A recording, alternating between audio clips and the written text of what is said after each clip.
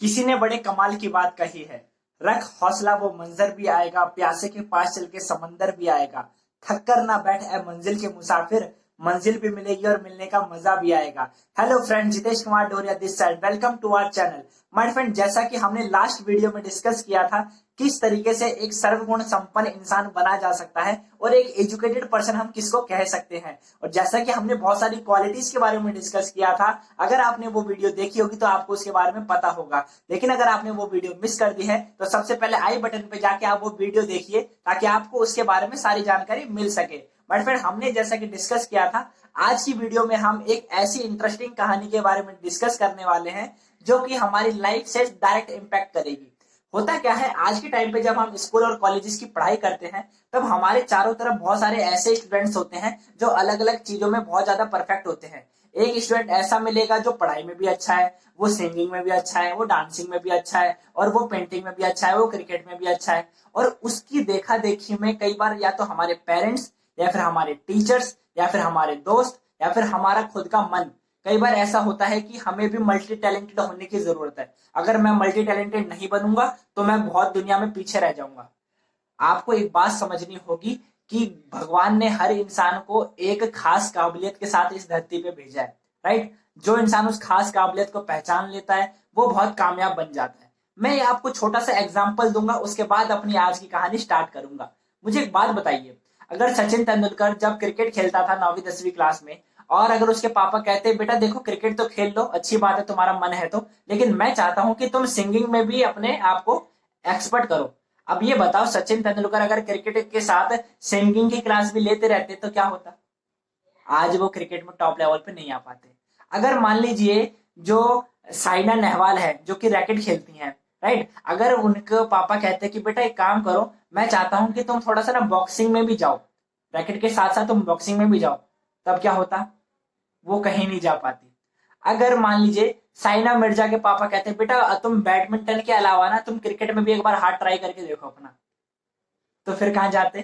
कहीं नहीं जाते, राइट। चलिए और बात करते हैं, लता मंगेशकर जी की बात करते हैं। वो तो गायक के तौर पे बहुत बड़े हैं। अगर उनके फादर या उनकी फैमिली कहती कि आप गायकी के साथ सिंगिंग के साथ साथ एक काम करो, डांसिंग में भी अपना काम करके देखो और डांसिंग में भी एक बार अपने आप को ट्राई करके देखो, तो क्या होता?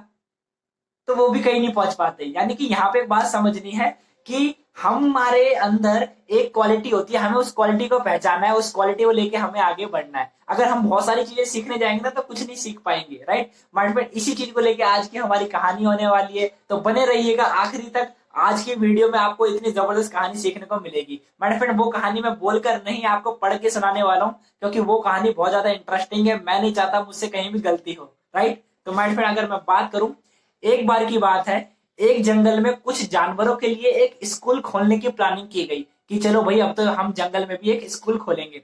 थोड़ी इंटरेस्टिंग कहानी है, मजे से सुनिएगा। तो जानवरों के स्कूल खोलने की प्लानिंग की गई।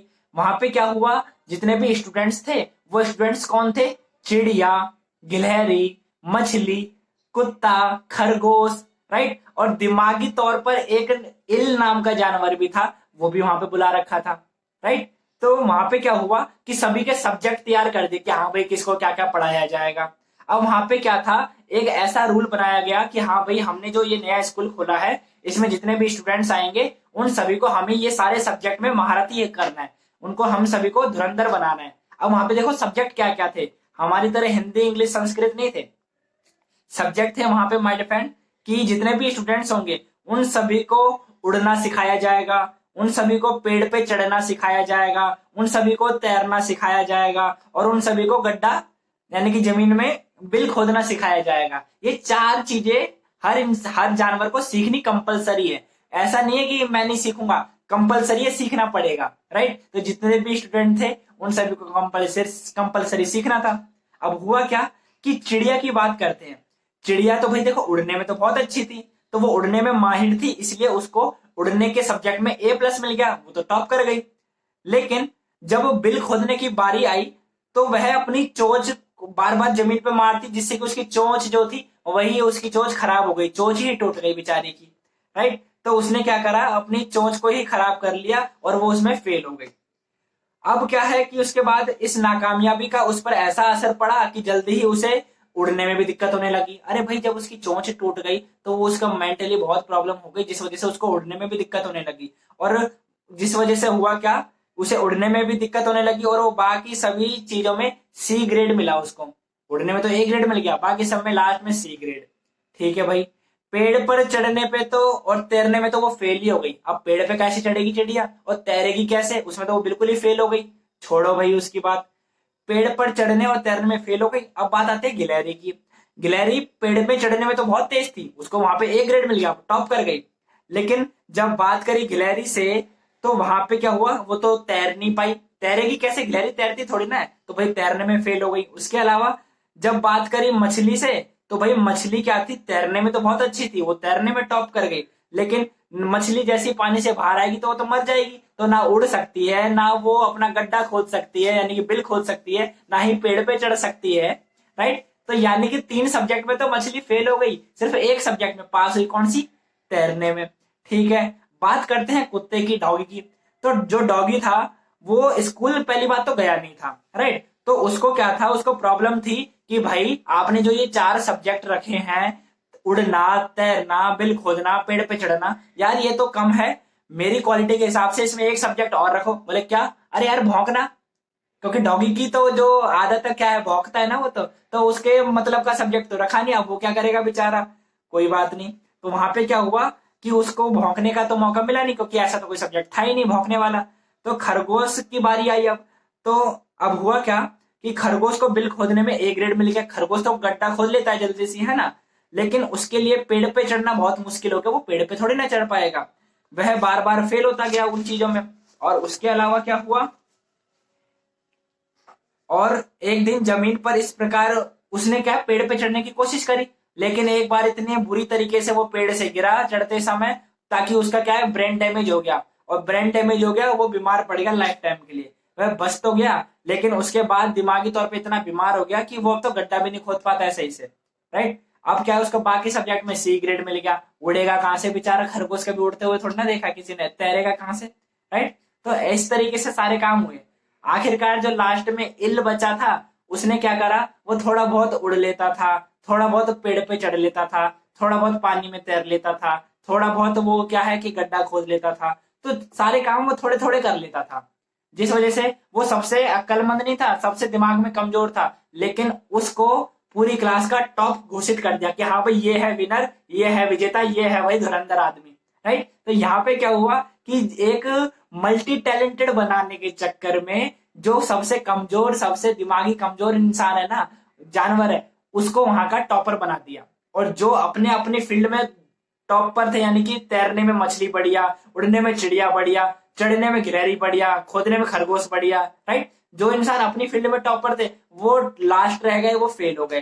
तो यानी कि यहाँ पे हमें एक बात समझनी चाहिए कि लाइफ में हमें कभी भी मल्टी टैलेंटेड होने के पीछे नहीं भागना चाहिए। आपके पास अपनी खुद की एक पर्सनल काबिलियत होती है माय फ्रेंड, हर इंसान में एक यूनिक काबिलियत होती है, हमें उसको पहचानना है और उस काबिलियत को लेकर आगे बढ़ना है। हो सकता है कि आप सिंगिंग में अच्छे हो सकता है आप डांसिंग में अच्छे हो सकता है आप पेंटिंग में अच्छे हो सकता है आप ट्रेनिंग करने में अच्छे हो सकता है आपको बिजनेस करने में ज्यादा बेटर रहेगा, हो सकता है आप जॉब में ज्यादा अच्छा कर सको, हो सकता है आप प्राइवेट जॉब ज्यादा अच्छे से कर सको, हो सकता है आप गवर्नमेंट जॉब ज्यादा अच्छे से कर सको, हो सकता है आप खुद का ऑनलाइन बिजनेस अच्छे से कर सको, हो सकता है कि आप अपने फादर का बिजनेस ज्यादा अच्छे से फैला सको। माय फ्रेंड, जो आपको बेस्ट लगता है और जो आपकी क्वालिटीज हैं, जो आपकी कैपेबिलिटीज हैं और जो आपकी स्किल्स हैं, उसके तौर पे आपको अपना डिसीजन लेना चाहिए, अपने करियर का अपना चुनाव करना चाहिए। इसको अगर मैं एक कदम और आगे लेके जाऊं माय फ्रेंड, तो यहाँ पे क्या बताया गया है कि कुदरत ने हम सभी को कुछ खास क्षमताएं देके भेजा है, कुछ स्पेशल कैपेबिलिटीज देके भेजा है,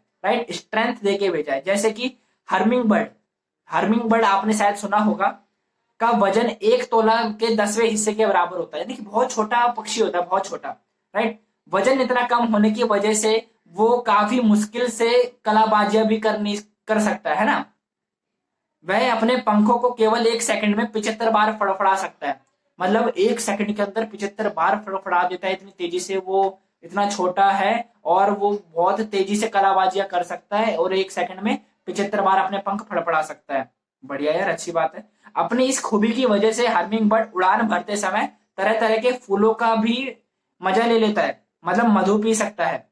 पर वह हवा में ऊंची उड़ान भरने में, तैरने में, छलांग मारने में असमर्थ है। ये तो बात सही है। अब देखो उसमें इतनी सारी क्वालिटी है, लेकिन अब वो तैर नहीं सकता, ज्यादा ऊंचा उड़ नहीं सकता, छलांग नहीं लगा सकता, है ना, यानी कि ये उसकी थोड़ी कमियां हो गई। सही बात है। दूसरी ओर शुतुरमुर्ग की बात करें, शुतुरमुर्ग सुना है आपने, ठीक है, उसका वजन लगभग 300 पाउंड होता है।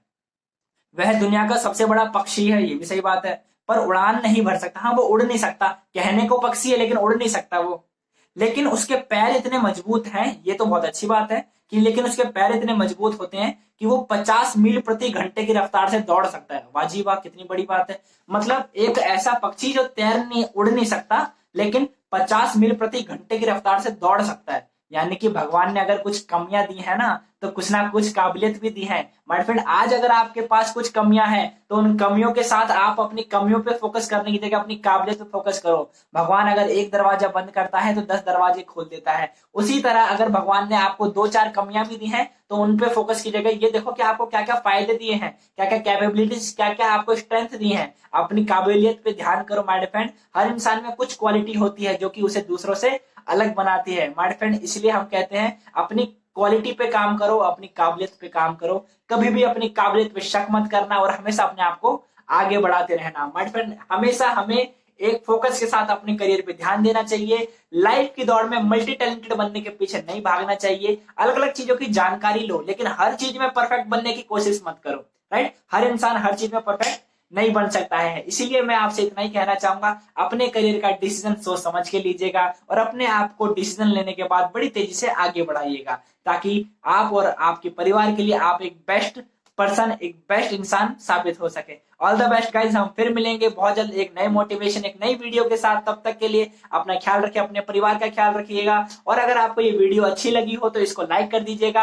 आज की कहानी अच्छी लगी हो तो हमारे चैनल को भी सब्सक्राइब कर दीजिएगा। और मेरे फ्रेंड, ऐसी जबरदस्त कहानियों के लिए बने रहिए हमारे चैनल के साथ। हम फिर मिलेंगे एक और कहानी के साथ। तब तक के लिए okay, all the best, bye.